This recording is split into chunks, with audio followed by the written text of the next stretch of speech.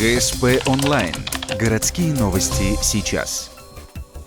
Прокуратура города взыскала деньги с бывшего директора МУП «Спецавтодор». В период с июня по октябрь 2013 года должностное лицо злоупотребляло своим служебным положением. Руководитель знал о неисправной технике, однако поручил своим подчиненным включать в ежедневные акты недостоверную информацию о выполненных работах. При этом счета фактуры исправно отправлялись на оплату в ЖКХ.